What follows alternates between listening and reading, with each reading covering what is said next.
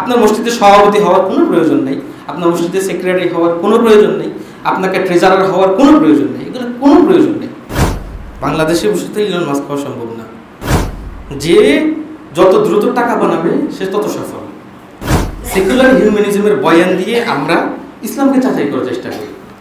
What ever you see in Instagram, whatever you see in TikTok, ওদের যে lifestyle, do you know যে এটা পৃথিবীর 1%। ইন্নাল হামদুলিল্লাহ নাহমাদুহু ওয়া নাস্তাঈনুহু ওয়া নাস্তাগফিরুহু ওয়া নাউযু বিল্লাহি মিন শুরুরি আনফুসিনা ওয়া মিন সাইয়্যাতি আ'মালিনা মান ইয়াহদিহিল্লাহু ফালা মুদিল্লা লাহু ওয়া মান ইউদ্লিলহু ফালা হাদিয়া লাহু ওয়া আশহাদু আল লা ইলাহা ইল্লাল্লাহু ওয়াহদাহু লা শারীকা লাহু ওয়া আশহাদু আন্না মুহাম্মাদান আবদুল্লাহি ওয়া রাসূলুহু।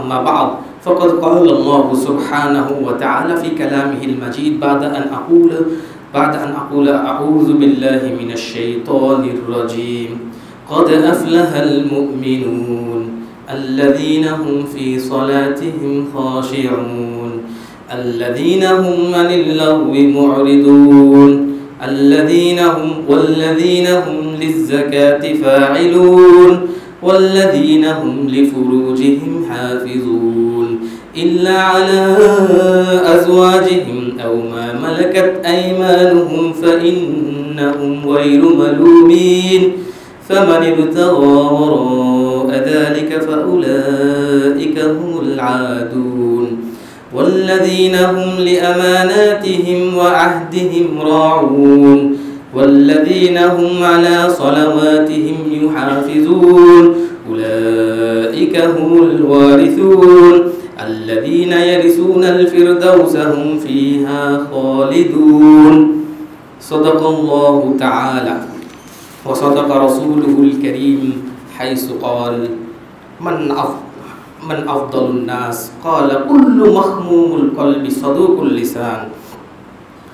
সমস্ত প্রশংসা নিবেদন করছি মহান রব্বুল ইজ্জত ওয়াল জালালের উদ্দেশ্যে, যিনি আমাদেরকে জুমাবারে আল্লাহর মসজিদে হাজির হওয়ার তৌফিক দান করেছেন। সবাই বলে আলহামদুলিল্লাহ। সালাতু তাসলিম সেই নবী আখিরুল আম্বিয়া পয়গম্বর, তার উদ্দেশ্যে যিনি আমাদেরকে রিসালা অর্থাৎ কীভাবে আমাদের জীবনটাকে আমরা পার করব আখিরাতের উদ্দেশ্যে এবং দুনিয়াটাকে সুন্দর করব সেই পয়গম দিয়ে গিয়েছেন। আল্লাহুম্মা সাল্লি আলা মুহাম্মদ ওয়া আলা আলি মুহাম্মদ। আজকে আমার বিষয় হচ্ছে সাকসেস। What is success? আল্লাহর ভাষায় বা আল্লাহর টার্মিনোলজিতে, কোরআনের টার্মিনোলজিতে সাকসেস কোনটাকে বলে। সো দ্যাটস ওয়াই আমি চুজ করেছি সূরা আল মুমিনুন, কোরআনের 23 নম্বর সূরার 1 থেকে 11 নম্বর আয়াত। সেখানে আল্লাহ সুবহানাহু ওয়া তাআলা সাকসেসকে ডিফাইন করেন না, কিন্তু সাকসেসফুল ব্যক্তিরা কি করে ওই জিনিসটা আলাপ করেছে। যেমন এটা হচ্ছে আল্লাহ রাসূল সাল্লাল্লাহু আলাইহি সাল্লামের ওই হাদিসের মতো তারিফ বিত্তামসিল, যে জিবরাইল আলাইহিস সালাম মানুষের বেশ ধরে এসে জিজ্ঞেস করছেন যে ইসলাম কি? তো আল্লাহ রাসূল সাল্লাল্লাহু আলাইহি সাল্লাম বলছেন যে ইসলাম হচ্ছে তুমি শাহাদাত বলবা, এক আল্লাহ, রাসূল তার নবী, নামাজ পড়বা, যাকাত দিবা, রোজা রাখবা, হজ করবা। তাহলে এগুলো তো কাজ, এটা তো ইসলামের সংজ্ঞা না। সংজ্ঞা দ্বারা ইসলামকে আল্লাহ রাসূল বলেন নাই, কাজ দ্বারা ইসলামকে কি করছেন এখানে পরিচিতি দান করেছেন। ওকে, তাহলে এখন আমরা যদি আমাদের এই বিশ্বের দিকে তাকাই, আমরা অনেক সাকসেস স্টোরি জানতে পারি। যেমন সবচেয়ে আমাদের 90 দশকে যার নাম আমরা সবচেয়ে বেশি শুনতাম বিল গেটস, পৃথিবীর শ্রেষ্ঠ ধনী। এখন আমরা শুনি ইলন মাস্ক, পৃথিবীর শ্রেষ্ঠ ধনী। সো এখন আমাদের চিন্তাধারা, মুসলিমদের চিন্তাধারা এখন এমন হয়ে গিয়েছে যে ইলন মাস্ক যে সাকসেসফুল, সে যে এত বড় ধনী, সে কিভাবে ধনী হলো এই জিনিসটা আমরা স্টাডি করি। Well, which is very good. এখন কথা হচ্ছে যে ইলন মাস্ক যে পৃথিবীর সবচেয়ে বড় ধনী, তার যে ধনী হওয়ার মডেল, এই জিনিসটা অফকোর্স উনি যদি সাউথ আফ্রিকান ব্যাকগ্রাউন্ড থেকে আমেরিকায় না যেতেন, অবশ্যই উনি এটা পারতেন না। বাংলাদেশে বসে তো ইলন মাস্ক হওয়া সম্ভব না, তাই না? আমরা কিন্তু একটা স্ট্রাকচার্ড পোস্ট কলোনিয়াল ওয়ার্ল্ডে আছি। Structured post colonial world. ব্রিটিশরা এই 200 বছর পৃথিবী শাসন করছে, 200 বছর এই পৃথিবী শাসন করছে, এই পুরো পৃথিবী। ইস্ট ইন্ডিয়া কোম্পানির মাধ্যমে এই দেশে ঢুকছেন, এই ভারত উপমহাদেশে ঢুকছেন, এবং 200 বছর তারা এই ভারত উপমহাদেশ শাসন করেছেন। এর যত সম্পদ সব লুণ্ঠন করে তারা নিয়ে গিয়েছেন। ইউরোপের যখন পতন হয়, আমেরিকার উত্থান হয়। আচ্ছা, পৃথিবীর মূল চালন শক্তি কি এখন? পৃথিবীর মূল চালন শক্তি হচ্ছে পুঁজিবাদ। পৃথিবীর মূল চালন শক্তি কিন্তু পুঁজিবাদ, ম্যাটেরিয়ালিজম, ক্যাপিটালিজম, পুঁজি, টাকা টাকা টাকা টাকা টাকা। এজন্য রাসূল সাল্লাল্লাহু আলাইহি ওয়াসাল্লাম বলেছেন, কিয়ামতের আগে হিরসান আলাল মাল, মানুষেরা কি করবে? পুরুষ নিজেও কাজ করবে, নারীকেও কাজ করাবে। এটা কিয়ামতের আলামত হিসেবে রাসূল সাল্লাল্লাহু আলাইহি ওয়াসাল্লাম বলছে, হিরসান আলাল মাল, টাকার লোভে। সো এখন যদি পুঁজিবাদী প্যারাডাইম, পুঁজিবাদী চিন্তা ভাবনা থেকে আপনি যদি সাকসেস কাউন্ট করেন, সাকসেসকে দেখতে চান, তাইলে অফকোর্স যে যত দ্রুত টাকা বানাবে সে তত সফল, রিগার্ডলেস অফ দ্য মিনস। সে কিভাবে বানিয়েছে এটা না, সে কিভাবে টাকাটা বানিয়েছে এটা ইম্পর্টেন্ট না। বেশি ইম্পর্টেন্ট হচ্ছে এইটা যে ওর কাছে ওর নেটওয়ার্ক কত, ও কয়টা ম্যানশন অ্যাফোর্ড করতে পারে, কত বড় বড় কোম্পানিজ তার মালিকানায় আছে। এখন দেখেন এই যে প্রসেসটা, এই যে আমরা নৈতিকতা হারানোর যে প্রসেসটা মাঝখানের যে নৈতিকতার প্রসেসটা যে আমরা হারিয়েছি, ওয়াই? বিকজ একটা জাতির গত 1000 বছরে একটা পতন হয়েছে, একটা জাতির। ওই জাতিটার নাম হচ্ছে উম্মাহ আল মুহাম্মাদিয়া। এদের পতন হয়েছে। দ্যাটস ওয়াই সারা পৃথিবীতে চিন্তা ভাবনা প্যারাডাইমের শিফট হয়েছে, চিন্তা ভাবনা শিফট হয়েছে। সেকুলার হিউম্যানিজমের বয়ান দিয়ে আমরা ইসলামকে যাচাই করার চেষ্টা করি। সেকুলার হিউম্যানিজমের বয়ান দিয়ে, যেমন পৃথিবীর যখন কোরআন নাজিল হয়, পৃথিবী এটা কি এখন মডার্ন পৃথিবীতে নাজিল হয়েছে না প্রি মডার্ন পৃথিবীতে নাজিল হয়েছে? অবশ্যই টেকনোলজি, ইন্ডাস্ট্রিয়াল রেভলিউশন, এগুলো আগে কোরআন নাজিল হয়েছে। Very good. তাহলে আমরা এখন বর্তমানে যদি মডার্ন কনটেক্সটে আয়েশা রাদিয়াল্লাহু তাআলার বয়স যাচাই করতে চাই, সবাই বলবে হ্যাঁ কি বলে 9 বছরে বিয়ে, হ্যাঁ কি বল কথা। সো এখনকার কনটেক্সটে এটা হচ্ছে পেডোফিলিয়া বা শিশু নির্যাতন, তাই না? কিন্তু আপনার কয়েকশো বছর আগে, না কয়েকশো বছর না, 60 বছর 70 বছর আগে যান, রবীন্দ্রনাথ বিয়ে করছে কত বছরে? 10 আর 2 12। 10 আর 2 12। বাট আপনি দেখবেন না যে এই প্রশ্নটা কেউ তুলে, বিকজ ওয়েস্টার্ন প্যারাডাইম আমাকে শিখাইছে যে হ্যাঁ, তুমি যদি কোয়েশ্চেন করো, মুহাম্মদকে কোয়েশ্চেন করো সাল্লাল্লাহু আলাইহি সাল্লাম, বাট রবীন্দ্রনাথ ঠাকুর বা আপনার ডলারে যাদের আমেরিকান ফাদার্স যে ছবি দেখেন, ওদের বিয়ের এজ নিয়ে প্রশ্ন করা যাবে না। আপনারা দেখেন আমেরিকান ফাদার্স যারা আছে, ওনারা কোন এজে বিয়ে করছেন? এরকমই তো, কাছাকাছি তো, এই বয়সে তো 12, 13, 14 বছর। আমার দাদির বিয়ে কোন বয়সে হয়েছে? সো আপনাকে যখন খাঁজ কাটা সেট একটা প্যারাডাইম, খাঁজ কাটা একটা চিন্তা ভাবনা আপনার মাথায় বসানো হয়, বসানোর পরে বলা হয় যে দিস ইজ সাকসেস, আর ওই সাকসেসকে যদি আপনি অ্যাজ এ মুসলিম ওই সাকসেসের পিছনে আপনি ছুটতে যান, হয় আপনাকে ইসলাম ছাড়তে হবে, আর নাহলে ওই সাকসেসের পিছনে ছুটতে হবে। কোনটা করবেন?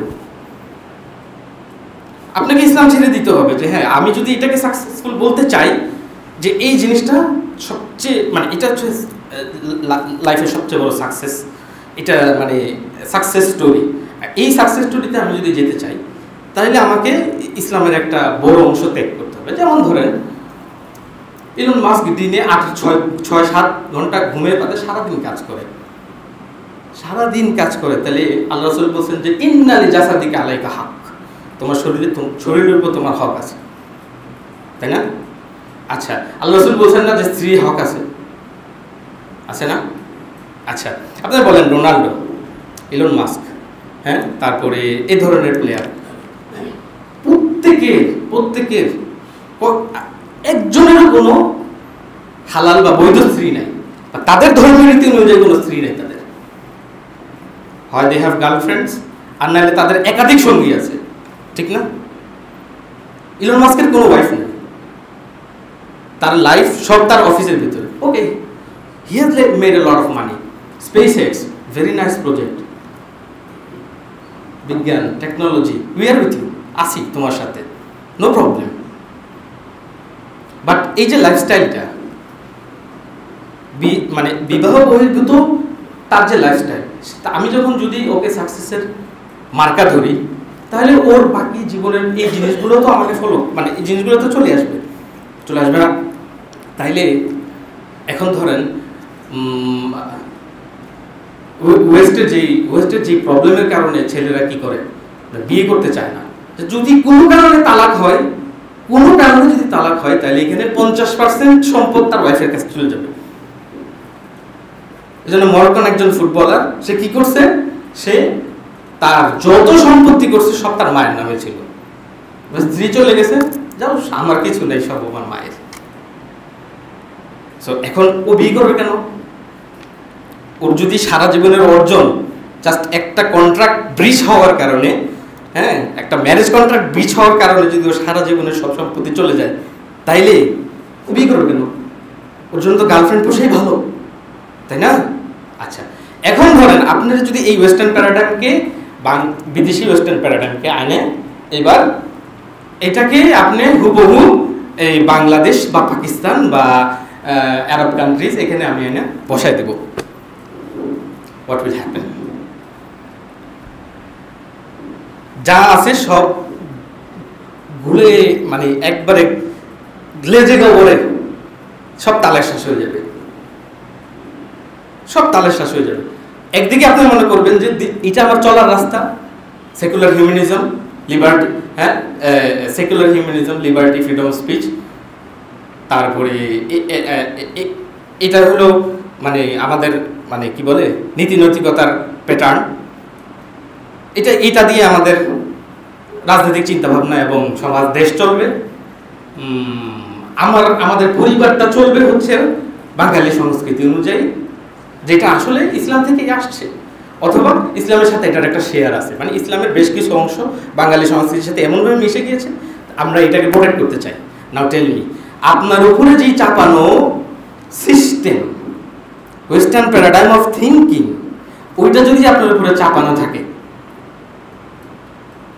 হ্যাঁ, আপনার যদি জন্ডিস হয়, আপনার চোখ হলুদ হয়, আপনি সব হলুদ দেখেন, হ্যাঁ, চোখ জন্ডিস হলে সব হলুদ দেখবেন, তাহলে আপনি যদি ওই ক্যাপটা পরেন, ওয়েস্টার্ন ক্যাপটা পরেন, হ্যাঁ, সেকুলার হিউম্যানিজমের ক্যাপটা পরেন, তাহলে আপনার সব কিছু ইসলামের যা দেখবেন হলুদ লাগবে। সূরা নিসা 3 নম্বরে আপনার কাছে হলুদ লাগবে। আরে কি বলে এটা? হ্যাঁ, ফানকিহু মা তাবা লাকুম মিনান নিসাই মাসনা ওয়া সুলাসা রুবা, তোমরা তোমাদের পছন্দ মতো বিয়ে করো, 3 2 2 3 3 4 4। কিভাবে সম্ভব?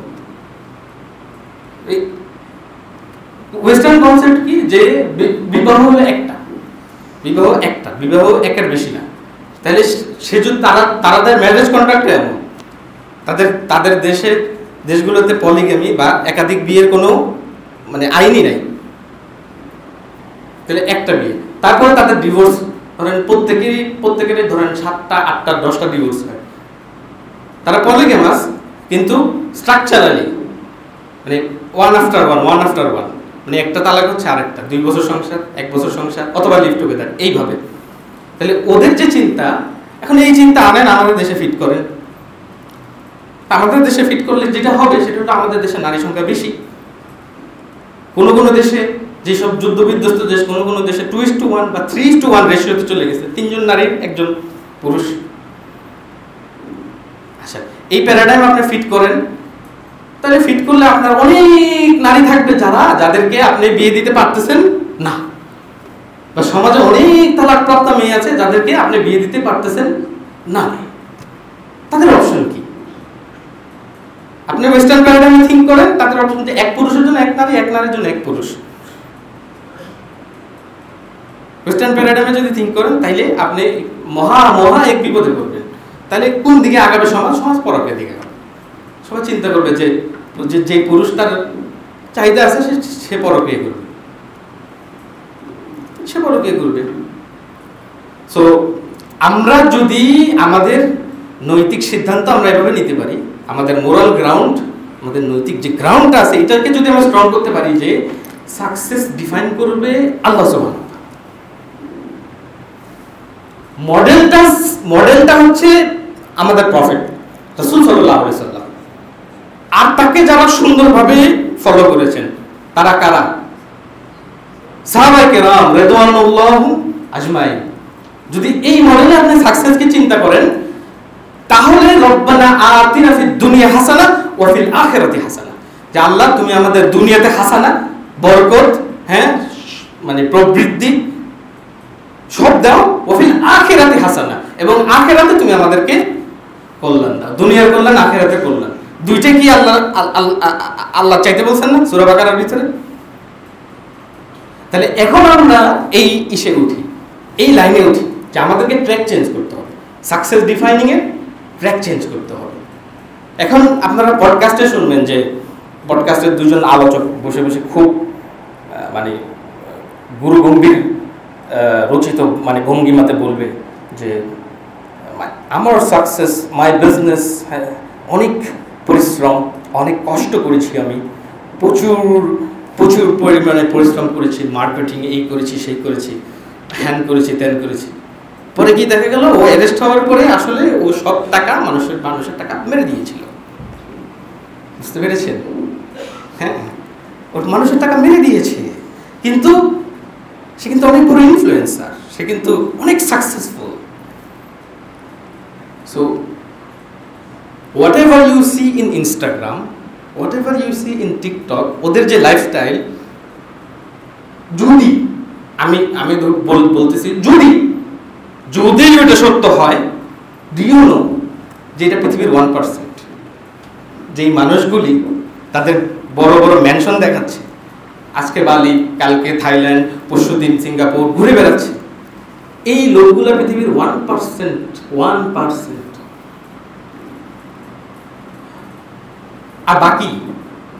আর বাকি যেই জনগণ আছে তারা কি করে?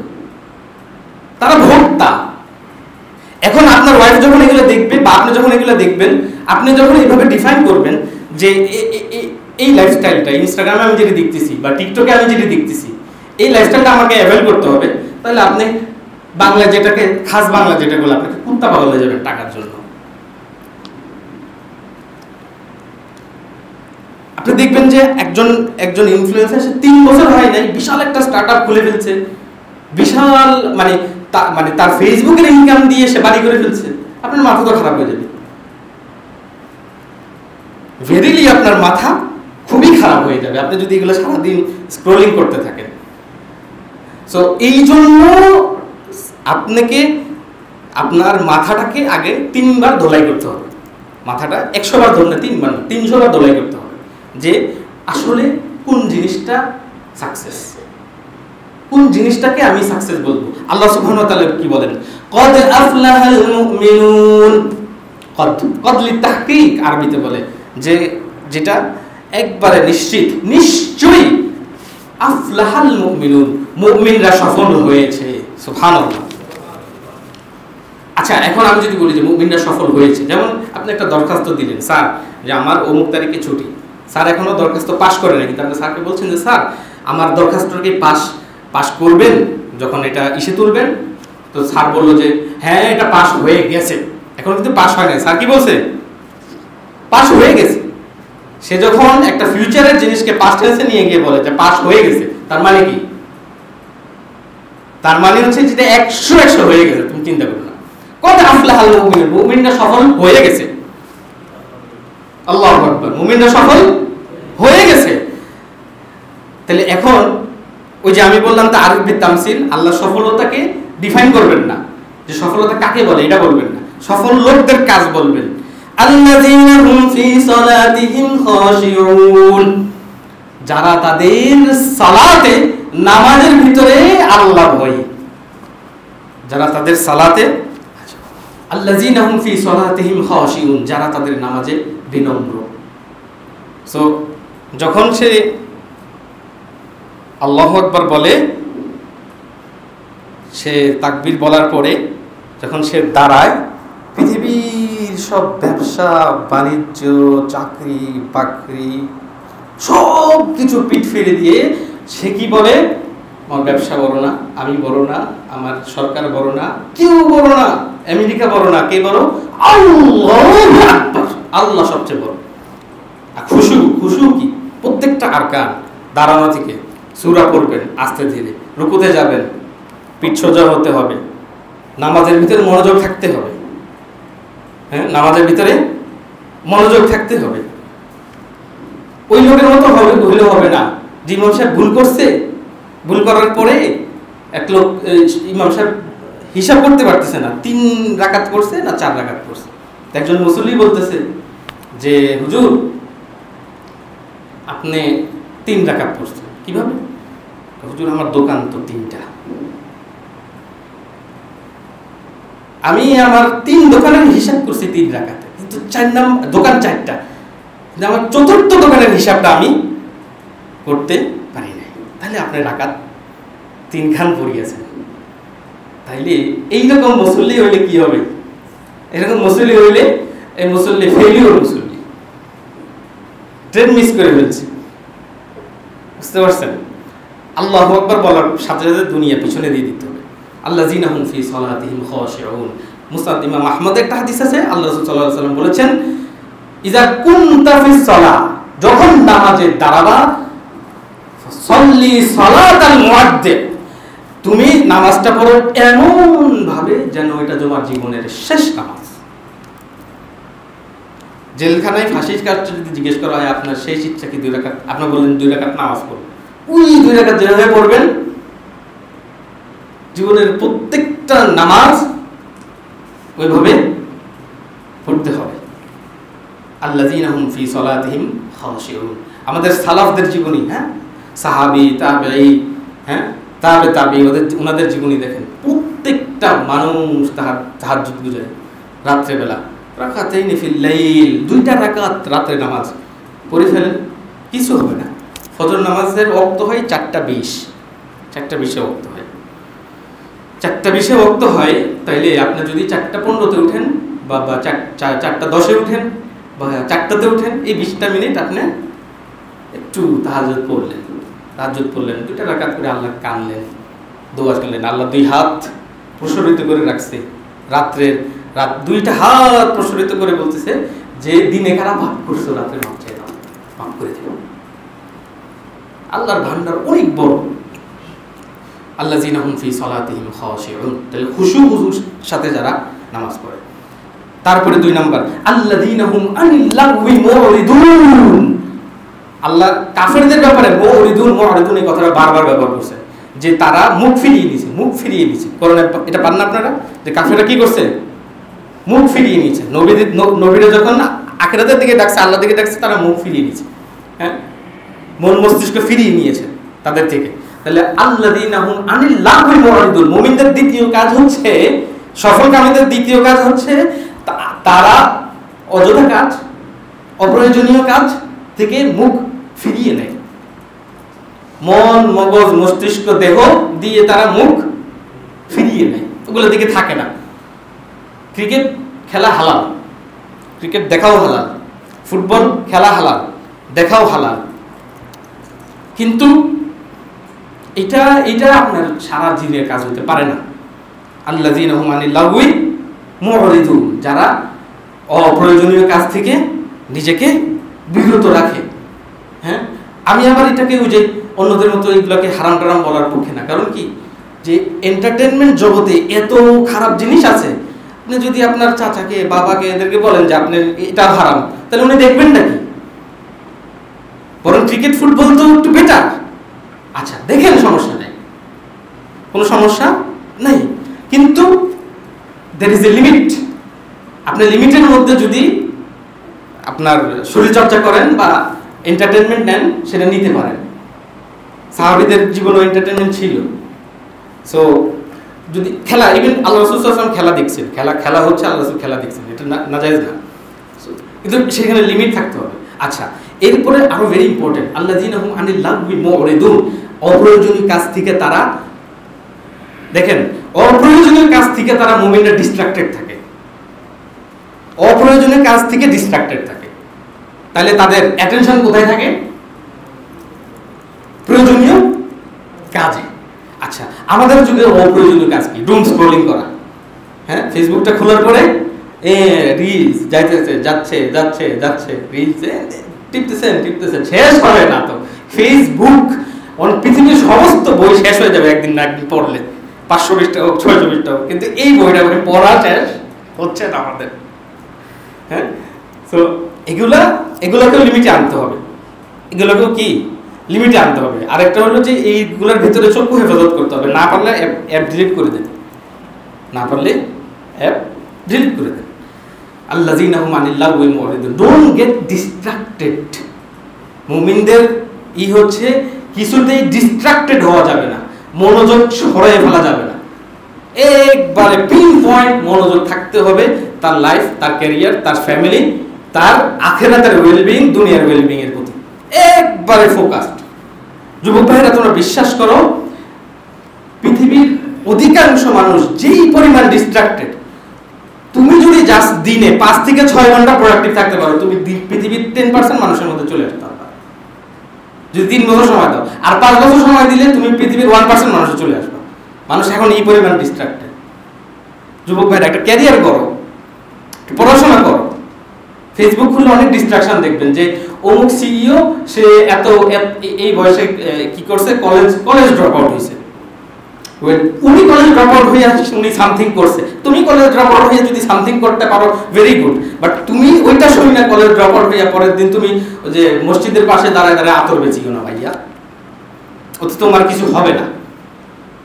ট্রু স্কিল অর্জন করো, ট্রু এডুকেশন অর্জন করো, ফিলোসফি পড়ো, রিলিজিয়াস স্টাডিজ পড়ো, হ্যাঁ, অন্যান্য রিলিজিয়ান্স পড়ো, ওয়ার্ল্ড পলিটিক্স পড়ো, জানো, মাথাটাকে ধার করো।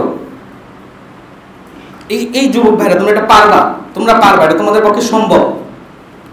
আল্লাযীনা হুম আনিল লাগবি মুরিদুন, তারপর আল্লাহ কি বলছেন? ওয়াল্লাযীনা হুম আনিল লাগবি মুরিদুন ওয়াল্লাযীনা হুম লিয-যাকাতি ফাইলুন। মুমিনদের সাকসেসের 4 নম্বরের স্টোরি হচ্ছে, সাকসেসের 4 নম্বর স্টোরি হচ্ছে যে তাদের হাতে যে সম্পদ আসছে, সেই সম্পদ থেকে তারা কি করে? সম্পদকে পরিষ্কার করে একটা অংশ দিয়ে দেয়। কাদের কাছে দেয়? ওই যে 8 শ্রেণীর মানুষের কাছে দেয়, যেটা কোরআনে সূরা, কোন সূরার মধ্যে আল্লাহ বলছেন 8 শ্রেণীর মানুষ? হ্যাঁ, না আপনি বলতে হবে না। আর কোন সূরার ভিতরে? সূরাতুত তাওবা। ওই 8 শ্রেণীর মানুষকে আপনার এই টাকাটা, পকেটের টাকাটা বের করে দিয়ে দিতে হবে সব। এখানে আপনার কাছে যদি 1 লাখ টাকা থাকে, তাহলে যাকাত কত আসবে? 2,500। আচ্ছা, ঠিক আছে, তাহলে 1 লাখে 2,500 টাকা, এটা আপনার টাকা না, এটা কার টাকা না? আপনার টাকা না। তাহলে এটা আপনি কি করেন? এই 8 শ্রেণীর মানুষদেরকে দান করে দেন। আচ্ছা, এটা তো ফরজ, যাকাত ফরজ, কিন্তু সাদাকাত এক টাইপের ফরজ। এখন এই যুগে সাদাকাত মুমিনদের উপরে এক টাইপের ফরজ, দান করা। কেন ফরজ?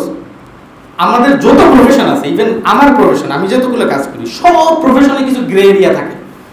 সব প্রফেশনে কোনো জায়গায় আপনাকে জোর করে সুদ নিতে হচ্ছে, কোনো জায়গায় আপনাকে জোর করে কিছু অবৈধ কাজ করতে হচ্ছে, কোনো জায়গায় জোর করে কিছু ফাইল জমা দিতে হচ্ছে, যেই ফাইলগুলো আপনি অবৈধ পদ্ধতিতে জমা দিয়েছেন, কিছু ফাইল আপনি অবৈধ পদ্ধতিতে নিছেন, কিছু কাজ আপনি মিথ্যা কথা বলে অর্জন করছেন। আপনার ইনকামের যদি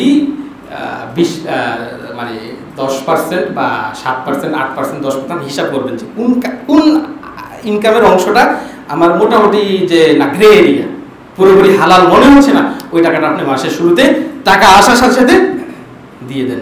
এই সদাকাতটা কিন্তু ফরজ, এটা আপনি এই পকেটে রাখতে পারবেন না। এই পকেটে রাখলে আপনার বরকত, জীবনের বরকত নষ্ট হয়ে যাবে। এই টাকাটা দিয়ে দিবেন যে আমার একটা অংশ আছে যেটা আমি ভাবি যে আমি যেহেতু টিচার, আমার 2 ঘন্টা পড়ানোর কথা, কিন্তু আমি ভালো করে 2 ঘন্টা পড়াই নাই, তাহলে কিছু অংশ আমি কি করি, আল্লাহর পথে দান করে দিই। আল্লাযীনা হুম লিয-যাকাতি ফাইলুন। এরপরে আল্লাহ সুবহানাহু ওয়া তাআলা মুমিনদের সাকসেস স্টোরির 5 নম্বরটা, ওয়াল্লাযীনা হুম লিফুরুজিহিম হাফিজুন। এটা হচ্ছে আমাদের জীবনের একবারে টার্নিং পয়েন্ট হবে মুমিনদের। এজন্য এটা আল্লাহ সুবহানাহু ওয়া তাআলা 10টা পয়েন্টের মধ্যে মাঝামাঝি রাখছেন। আল্লাযীনা হুম লিফুরুজিহিম হাফিজুন। এই আয়াতের ট্রান্সলেশন কি বলতে পারবেন? লিফুরুজিহিম হাফিজুন পারবেন? সুবহানাল্লাহ।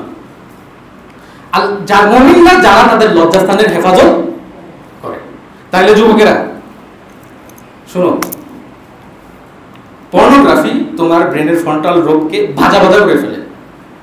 হ্যাঁ, সায়েন্টিফিক ল্যাঙ্গুয়েজ এখন ইউজ করবো না, তোমরা গিয়ে এই স্টাডিজগুলো ইউটিউবে সার্চ দিয়ে পড়ো, আর্টিকেলগুলো পড়ো।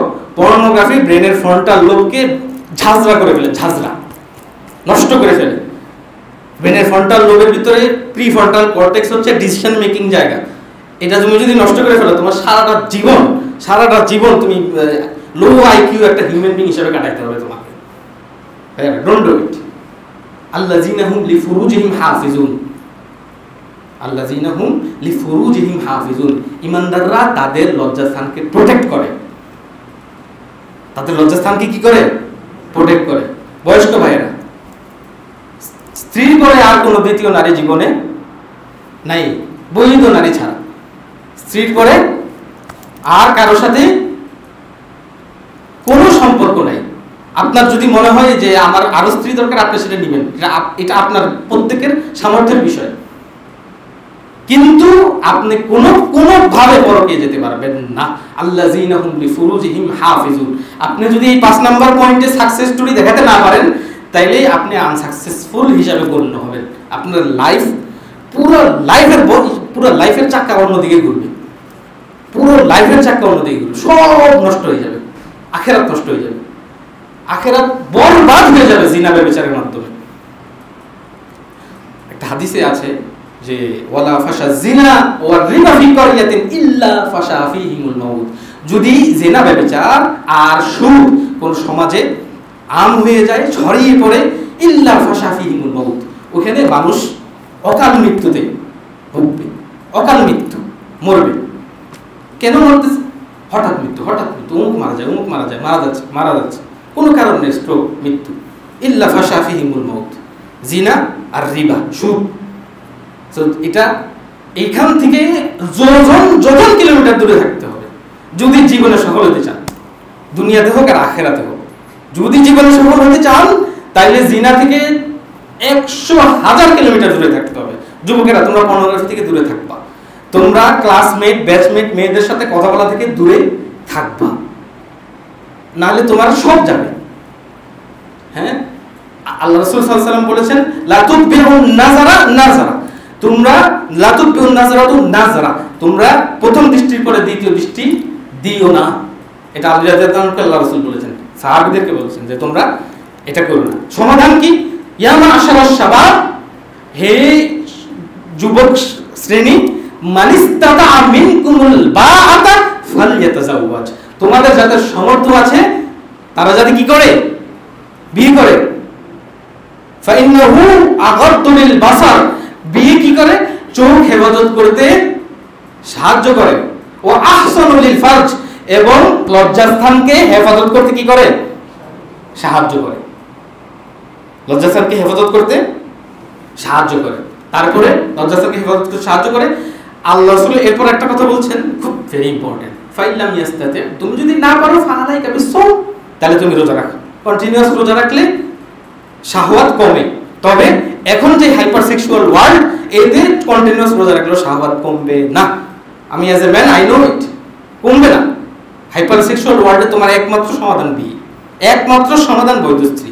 তাইলে মেয়ের বাবারা এখানে যারা আছেন তাদেরকে বলছি, আপনার মেয়ে, আপনারা বিবাহর এই দেনমোহর, বিবাহর পার্টি, গায়ে হলুদ, তারপরে মেহেদি সন্ধ্যা, 36 ধরনের যে পাঁচমিশালি প্রোগ্রাম, এগুলো আপনারা কমান, যৌতুক এই কম নেন, দেনমোহরটা মানে যৌক্তিক দেনমোহর দেন, এবং ছেলেদেরকে একটু সাহায্য করেন।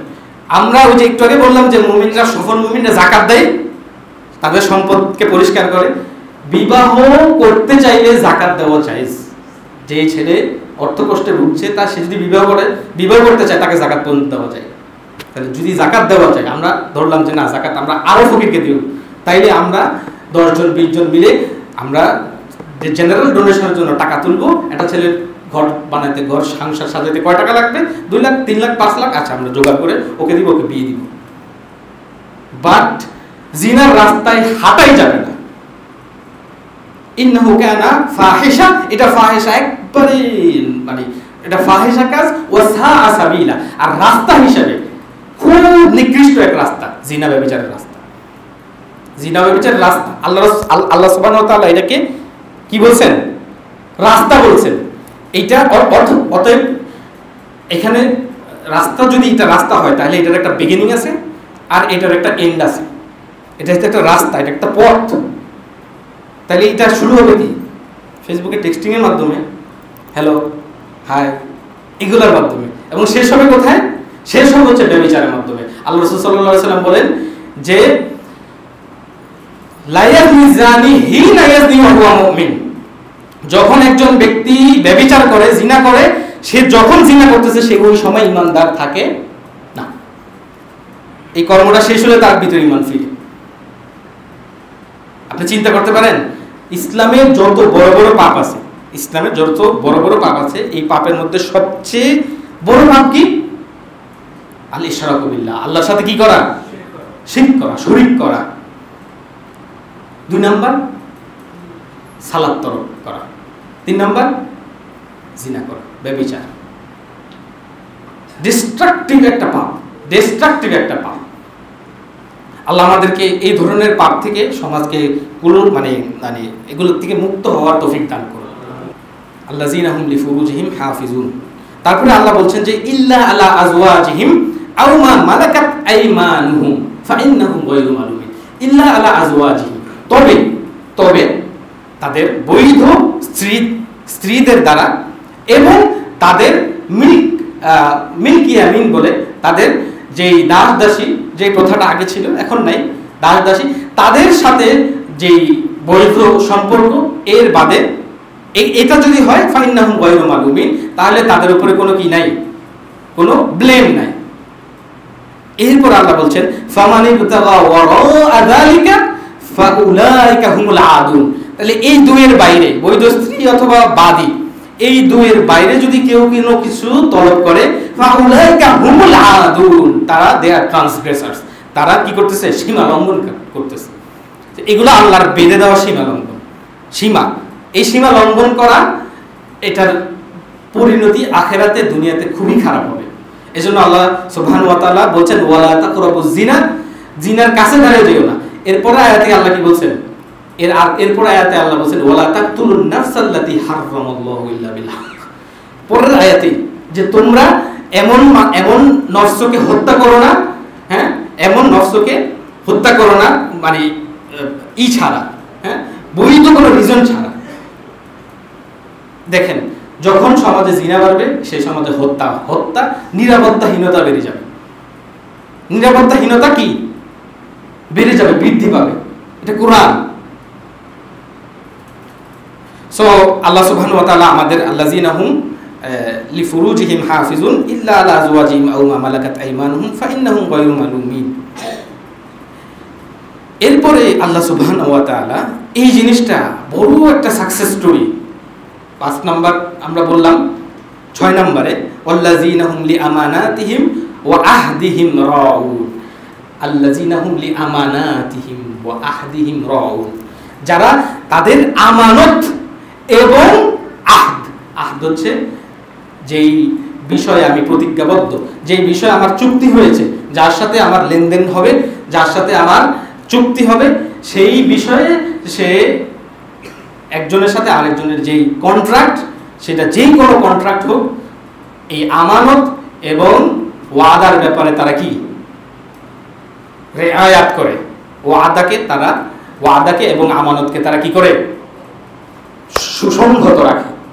মুমিনদের সাকসেস স্টোরির মধ্যে এটা হচ্ছে 6 নাম্বার, যে মুমিন হবে ম্যান অফ ওয়ার্ড। সে যেটা বলবে ওইটা। আপনি যদি কোথাও টাইম দেন সন্ধ্যা 6টায় থাকবেন, সন্ধ্যা 6টাতেই থাকবেন।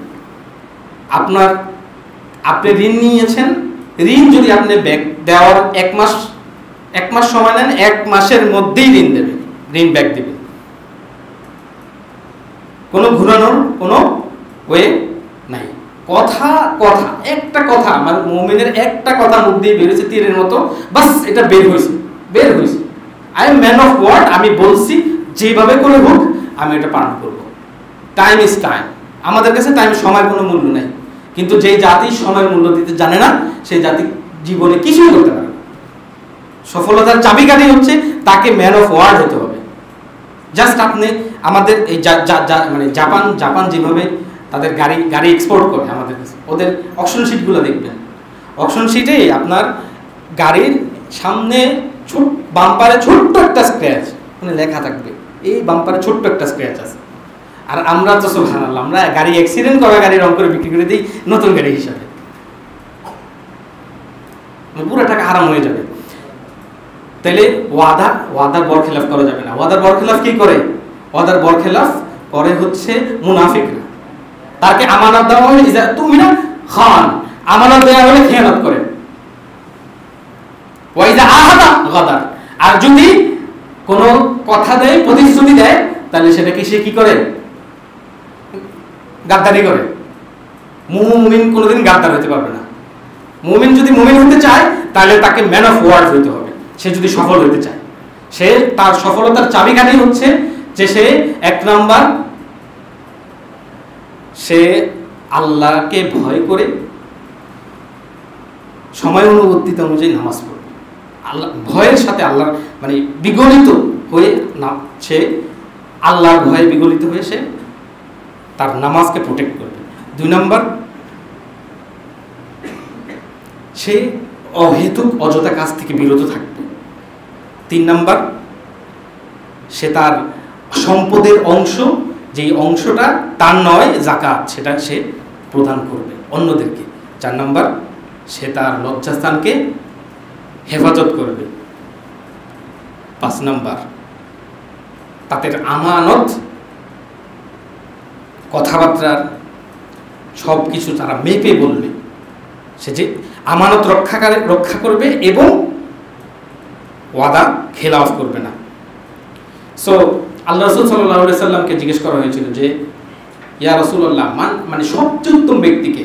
তো রাসূল সাল্লাল্লাহু আলাইহি সাল্লাম বললেন যে কুল্লু মাহমুমুল কলবি সাদুকুল লিসান, যে প্রত্যেক মাহমুমুল কলব এবং সত্যবাদী ওই ব্যক্তি। তো সাহাবীরা জিজ্ঞেস করলেন যে সত্যবাদী ব্যক্তি এটা তো আমরা বুঝলাম, মাহমুমুল কলব কি? তো রাসূল সাল্লাল্লাহু আলাইহি সাল্লাম বললেন যে হুয়া তাকিয়ুন নাকি লা গিশা ফিহি ওয়ালা হাসাদ, সে তাকি, তাকওয়াবান, নাকি পরিষ্কার, লা গিশা ফিহি ওয়ালা হাসাদ, সে কোনো প্রতারণা করে না এবং হিংসা বিদ্বেষ ছড়ায় না। কোনো হিংসা বিদ্বেষ লালসা এগুলি অন্তরের ভিতরে রাখলে মুমিন হওয়া যাবে না। এটা ফেলিউর স্টোরিতে পরিণত হবে। আপনি যদি লালসাকে আপনার চালিকা শক্তি বানান তাহলে আপনি ফেল করবেন, দুনিয়াতেও আখেরাতেও। কারণ দুনিয়াতে এদের পরিণতি খুব খারাপ হয়, তারা দেখে না, তারা মনে করতেছে যে আমি আগাচ্ছি, কিন্তু একটা সময় আল্লাহ যখন রশিটা টান দেন সব সহ পড়ে। সো আমাদেরকে ম্যান অফ ওয়ার্ডস হতে হবে, কথা দিলে কথা রাখতে হবে এবং মারাত্মক ওয়ার্ক এথিক্স বহন করতে হবে। উইদাউট ওয়ার্ক এথিক্স আমরা কোনোদিন সফল হতে পারবো না। ওয়ার্ক এথিক্স এটা ছাড়া কোনোদিন সফল হতে পারবো না। চাকরিতে, ব্যবসাতে, সব জায়গায় এটাকে ইবাদতের মতো করে করতে হবে যে আমি একটা কথা মিথ্যা বলবো না, একটা পেনি, একটা পয়সা আমি ডানবাম করবো না। যদি আল্লাহ এরকম একটা জেনারেশন আমাদেরকে দেন এরকম একটা গ্রুপ অফ মুমিন তৈরি হয় যারা এই ওয়াদাগুলি তাদের নিজেদের জীবনে স্থাপন করতে পেরেছে, তাহলে আল্লাহ সুবহানাহু ওয়া তাআলার ওই কথা কদ আফলাহাল মুমিনুন, মুমিনরা সফল হয়েছে। এগুলো হচ্ছে সফলতার চাবিকাঠি, দুনিয়াতেও আখিরাতেও সব জায়গায় তারা সফল। আল্লাহ আমাদেরকে হিংসা, বিদ্বেষ, মানুষের পিছনে লেগে থাকা, হ্যাঁ, একজন আরেকজনের পিছনে লেগে থাকা, তারপরে ইগো, হ্যাঁ, আত্মম্ভরিতা, এগুলো থেকে দূরে থাকার তৌফিক দান করুন। আপনি দান করবেন, আপনার রেজিস্ট্রি খাতায় আপনার নাম আসার কোনো প্রয়োজন নেই। আপনার মসজিদের দান বাক্সে আস্তে করে কত 10,000, 20,000, 1 লাখ টাকা পর্যন্ত আপনি রেখে আসেন, কোনো ঘোষণার দরকার নাই যে অমুক সলিমুদ্দিন সাহেব এত টাকা দিয়েছেন। আপনার মসজিদের সভাপতি হওয়ার কোনো প্রয়োজন নেই, আপনার মসজিদের সেক্রেটারি হওয়ার কোনো প্রয়োজন নেই, আপনাকে ট্রেজারার হওয়ার কোনো প্রয়োজন নেই, এগুলো কোনো প্রয়োজন নেই। বিশ্বাস করেন বাংলাদেশের যে মসজিদ, এতটুকু ছোট্ট ছোট্ট মসজিদ, হ্যাঁ, এগুলো সেক্রেটারি, ট্রেজারার, এগুলো কিছুই না, কিছুই না, এগুলো কিছুই না। বাইতুল যদি কাবাগরের সেক্রেটারি বা কিছু হইতে পারেন, তাইলে এটা এই হয় যে হ্যাঁ আমি কিছু একটা হয়েছি। হ্যাঁ, ছোটখাটো মসজিদের সভাপতি পদ নিয়ে আপনার লড়ার কিছু নেই। এগুলো অন্তর থেকে ঝেড়ে ফেলতে না পারলে মুমিন হওয়া যাবে না। আপনি নামাজ পড়ে আনসাকসেসফুল, আপনি হয়তো নামাজে অনেক মনোযোগ দিয়ে নামাজ পড়েন, কিন্তু আপনি সভাপতি পদের জন্য পাগল হয়ে আছেন, হ্যাঁ, আপনি সাকসেসফুল না। লিখে দিতে পারবো আপনি সাকসেসফুল না, কারণ আপনার অন্তরে এখনো লোভ আছে। 60 বছর হয়ে গেছেন, আর সভাপতি, আর কি সভাপতি হবেন আপনি, আর কি সেক্রেটারি হবেন, কি হবে এগুলো দিয়ে, এই পদ দিয়ে কি হবে আপনার? কি মূল্য আছে একটা ছোট্ট একটা মসজিদের, বা যে ধরনের মসজিদই হোক, এই মসজিদের সভাপতির পদের কি মূল্য আছে? কোনো মূল্য নেই, অ্যাটলিস্ট আমার কাছে নেই। কোন বাস স্ট্যান্ডের সভাপতি, এটা আমার কাছে কোনো মূল্য নেই। ইভেন যুগ্ম মহাসচিব কারে বলে এটা আমি এখনো জানি না, সরি টু সে। আল্লাহ আমাদেরকে হিংসা, বিদ্বেষ, লালসা থেকে দূরে থাকার তৌফিক দান করুন। ক্ষমতার প্রলোভন, টাকা পয়সার প্রলোভন, এগুলো থেকে দূরে থেকে দুনিয়াকে সুন্দরভাবে আমরা গড়ব, হালালভাবে রোজগার করব। সময় লাগবে, কিন্তু আমরা এই দুনিয়া আনতে পারবো। যেভাবে ওমর রাদিয়াল্লাহু তাআলা অর্ধ পৃথিবীর মালিক হয়েছিলেন সাহাবীরা, ওইভাবে ওই নৈতিক পথে আল্লাহ আমাদেরকে পৃথিবীটা দান করবেন। আকুলু কাওলি হাযা ওয়া আস্তাগফিরুল্লাহ ওয়া লাকুম ইন্নাহু হুয়াল গফুরুর রহিম। আলহামদুলিল্লাহ ওয়া সালাতু ওয়া সালামু আলা রাসূলিল্লাহ। اللهم صل على محمد وعلى ال محمد كما صليت على ابراهيم وعلى ال ابراهيم انك حميد مجيد. اللهم بارك على محمد وعلى ال محمد كما باركت على ابراهيم انك حميد مجيد. عباد الله ان الله امركم بالاحسان فاحسنوا في كل شيء. الاحسان في كل شيء كما قال رسول الله صلى الله عليه وسلم اذا قتلتم فاحسنوا القتل واذا ذبحتم فاحسنوا الذبح وليحد شفرته. فالاحسان هو اساس كل شيء في حياتنا كله. كما ان رسول الله صلى الله عليه وسلم قال اعبدوا الله كانك تراه وان لم تكن تراه فانه يراك. فقال رسول الله صلى الله عليه وسلم احسن قول نرجو من الله تعالى ان يغفرنا جميعا. اللهم يغفر ذنوبنا، اللهم يغفر اخواننا، اللهم ارحم بلادنا البنغلاديش، اللهم انصر المجاهدين في فلسطين، اللهم انصر المجاهدين في فلسطين، اللهم انصر المسلمين في فلسطين، اللهم انصر المجاهدين في كل مكان في العالم. عباد الله رحمكم الله، إن الله يأمر بالعدل والإحسان وإيتاء ذي القربى وينهى عن الفحشاء والمنكر والبغي يعظكم لعلكم تذكرون. فاذكروا الله يذكركم وادعوه يستجب لكم ولذكر الله أكبر والله يعلم ما تصنعون.